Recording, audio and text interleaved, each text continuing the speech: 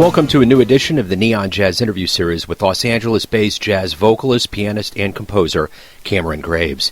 We spoke to him about his life and music, the future, and his latest 2021 CD called 7. He calls the music that he's put together for the Mack Avenue Music Group thrash-jazz, though that only begins to tell the full story.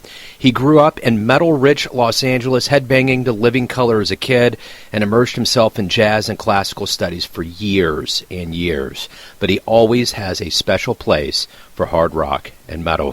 From the world of jazz, he dug the likes of Weather Report and Return to Forever. He's got a very interesting and varied story. Enjoy it. Hey, man, I'm good. How's life? Good. I'm good.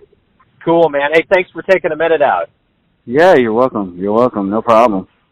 So in the line of work that I do, I get a lot of CDs, and sometimes I'll get a CD that has a sound that's just immediate and driving and full on, and 7 was that kind of a thing. It was a very, awesome. It was an experience I think probably you hope the listener would get. So first and foremost, thanks for taking a minute out. I appreciate it.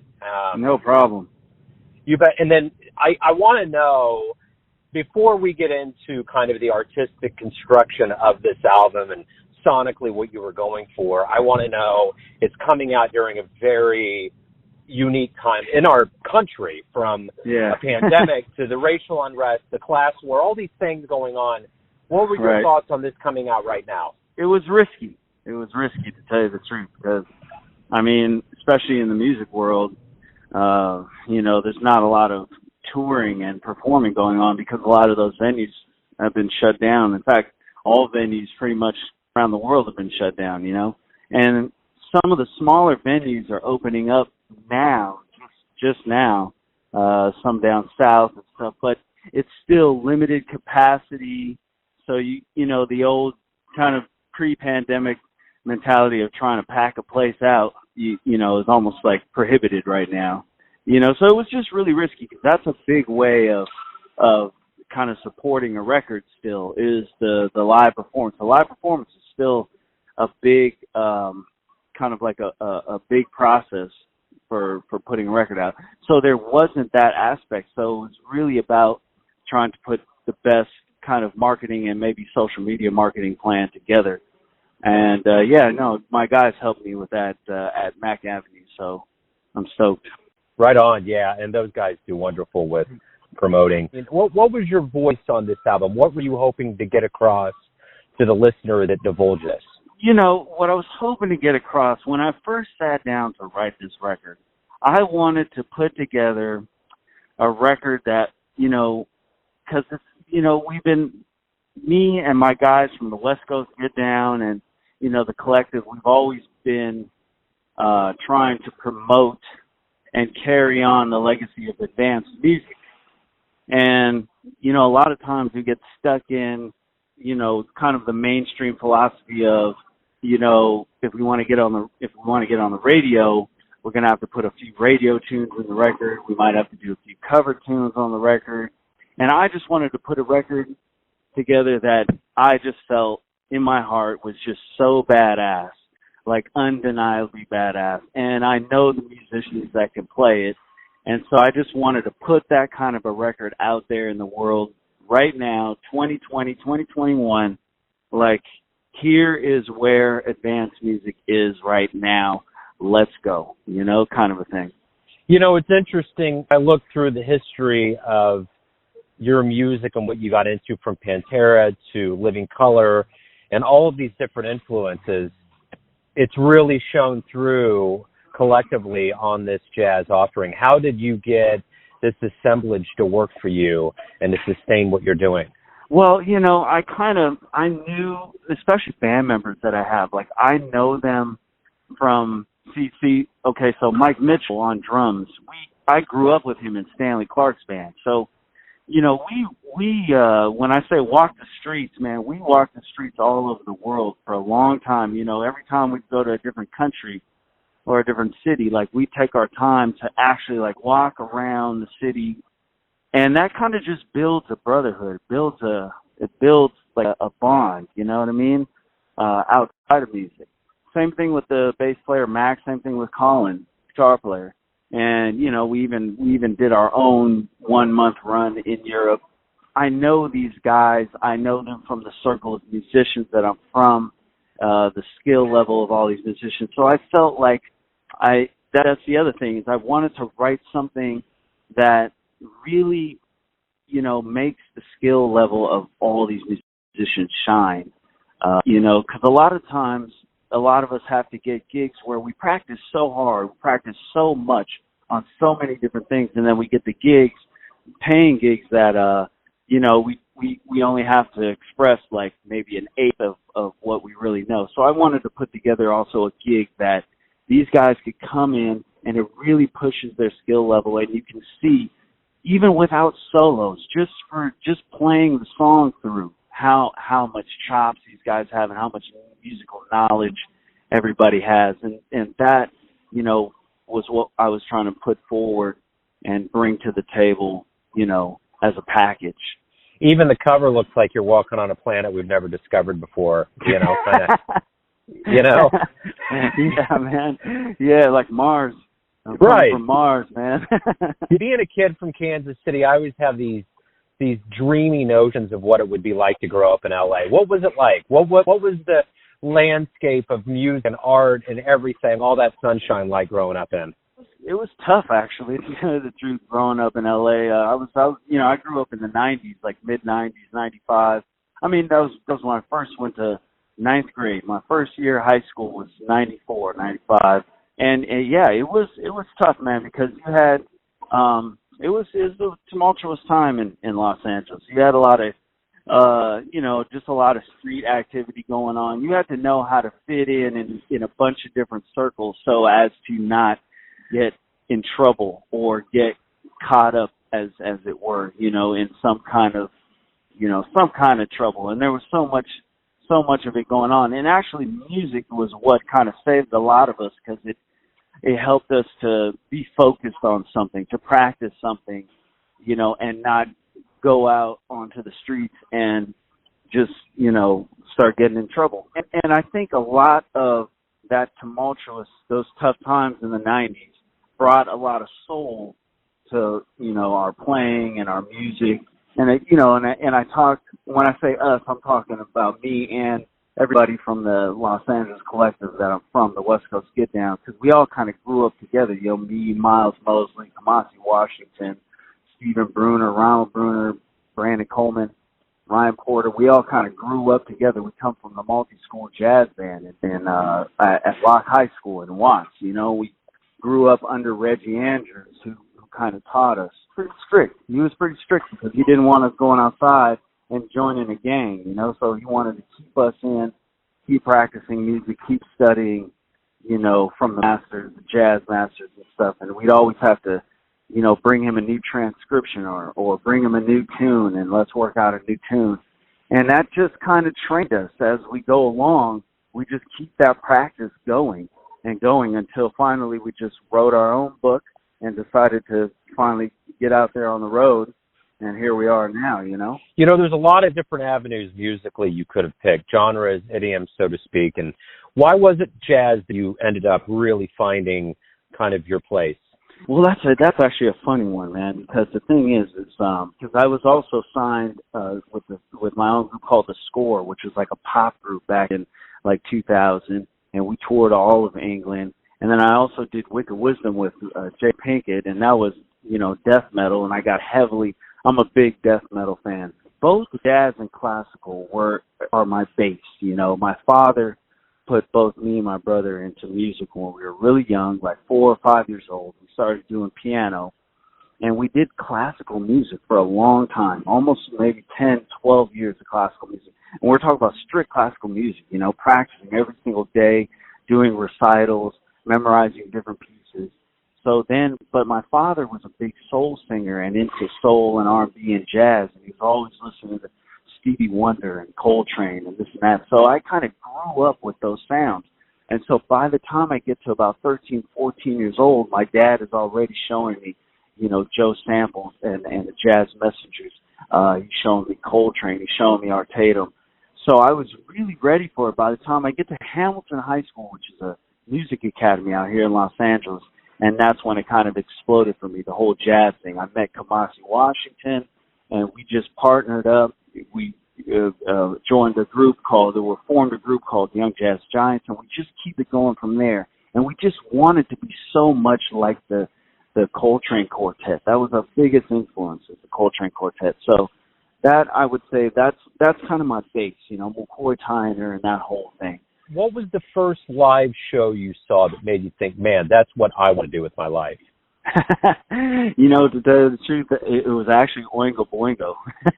My father, it's funny, my father was in Oingo Boingo for about 9 years. And I was like a real small kid, me and my brother, and we were about 9 or 10 years old. And we would go to the concerts and sit backstage and watch those guys perform. And it was just so much energy on stage. Watching Oingo Boingo, Danny Elfman in the front going crazy, and John Hernandez on drums, and some of those songs, just some really fast tunes, and I think that is what sold it for us. Like, oh, we really want to do this, that many people in the audience, and just the whole lifestyle of it was just amazing. Both me and my brother, we were sold from that point. We've touched on, and it's obvious we've been living through a pretty stressful time on planet Earth, and there's been good and bad that's been mixed in, but this time of self-reflection, when we emerge and we get back to our lives, so to speak, and you get to perform more and I get to see shows live, how do you hope that the world of jazz emerges stronger? What do you see as things that are going to make not only jazz but the music industry a stronger entity because of what we've lived through? Well, that's interesting. A lot of our society is moving towards digital and virtual. And I think that during the pandemic, what you saw was, because of a lack of live shows and live performance, you saw virtual shows and virtual performances come online. And I think that could be mixed in with the live shows in the future. So you get double the amount of shows and double the amount of performances. And, eventually they'll be able to do things where they'll monetize the virtual performances online, you know what I mean? And it just adds to the space where musicians can perform, and even, musicians that aren't mainstream, that don't have their music on pop radio, can still perform and build an audience, even without a record company, and just have their followers and sell to their followers. That's another thing that kind of developed itself through the pandemic, was the idea of gaining followers on social media, which has been around now for a minute, but it really took off during the pandemic, since that's all we really had, is our social media outreach. And now it's just kind of gotten to a point where you almost don't even need a record company at all. You can just, if you are able to build your following, on social media, you could potentially sell directly to your followers and have a great career, great niche career. Now, you may not be able to get the 100 million records sold like, back in the 90s or in the 2000s, but today it's smaller. It's a smaller amount. It may be 300,000 records sold, but all directly to the artist, And so I think that the pandemic has helped us to perfect that angle of marketing for music, which is, I'm glad about. I'm definitely glad about. Yeah, absolutely. So when you wake up every day and you know that you're an artist and you're a professional musician, what do you look forward to the most? I like to start my day actually with no technology for a second. I like to do a lot of training. I'm a martial artist, so I do a lot of martial arts in the morning. I do a lot of breathing exercises. And, I like to clear my mind. I'm getting into this whole thing of learning how to control and use the subconscious mind. It's something that I never really realized as a powerful tool. I always just, I was like everybody else, just thought the subconscious mind is just a bunch of dreams and daydreams, and it was so connected to my emotions, and just, I've been getting into this whole philosophy of like, I'm not my body, I'm not my mind, right? So my mind is the tool, my body is the vessel. So me, the actual spirit of who I am. And that is helping me now to find, it pinpoint and to concentrate and to focus on what I really want to write. The moment I sit down at the piano or the moment I go to write something is the idea of letting go and not trying to control your mind and through your emotions, just letting go and let your spirit, because that's who you are, just, run your mind and your body almost like a factory, and once you do that, it's just these amazing ideas come out, especially when you're being creative, especially for the creative process. It's an amazing thing for the creative process. So I look towards that, first thing in the morning is to get my breathing practices in and just kind of clear my mind and get ready to really just kind of use my body and my mind as my employees, as my workers, that are working for me, If you could get into a time machine and go back in time and see any show anywhere, and then even talk to the musician afterwards, who would it be? Whew, that's a tough one, man. That's a tough one because there's so many influences that I'd love to do that with. Honestly, I'd love to go back and go in a time machine and go back and visit Art Tatum. I know that sounds strange out of all the influences, but Art Tatum, first of all, Art Tatum was blind. Second, he was just a piano god. And I just would love to I wouldn't even want to ask him or talk to him. I would just want to sit there and watch him play. Because just the stuff that he played is just so amazing. Even still to this day, when you listen to it, it's just effortless improv and creativity. And that would be such an amazing experience. Go back in time and just watch him. Him play. That would be, man. So everyone has a perception. Everyone has an idea of who they think you are, your family, your friends, your fans. But ultimately, you're the one that's living your life. Who do you think you are? That's a funny question. Who do I think I am? I'll tell you who I am. I've really been diving into that. I'm a person that really, whatever I get into, I take it seriously, and I want to be the best at it. And that's exactly who I am. So I just have a desire to be the best at whatever I dive into or whatever I get into. Music and martial arts and, everything else that I do is just a byproduct of that drive, of that ambition, and it probably stems from some residual aspects from past lives that I may have had, a residual aspect of, how old my spirit may be. We don't even know that either, in terms of the eons that it's been around. It's collected the activity through all the different past lives. Who knows? But I'm telling you, I just have a series, to just be the best at whatever I do. And that's kind of who I am. Beautiful, man. Well, on this spiritual journey, I hope I can run into that planet you're walking around on at some point. Man, absolutely. It would be great. Well, hey, Cameron, man, this has been wonderful. Thanks for taking a minute out. Good luck with 7 and good luck with the return to the proverbial stage. Yeah, thank you so much for that, man. Thanks for that interview. It's really great. Thanks for listening and tuning in to another Neon Jazz interview, where we give you a bit of insight into the finest cats in Los Angeles, Kansas City, and spots all over the world, giving fans all that jazz. And thanks to Cameron for his time, music, and cool. If you want to hear more interviews, go to Famous Interviews with Joe Domino in the iTunes Store. Visit neonjazz at youtube.com. And for everything Neon Jazz all the time, go to the neonjazz.blogspot.com. Until next time, enjoy the jazz, my friends.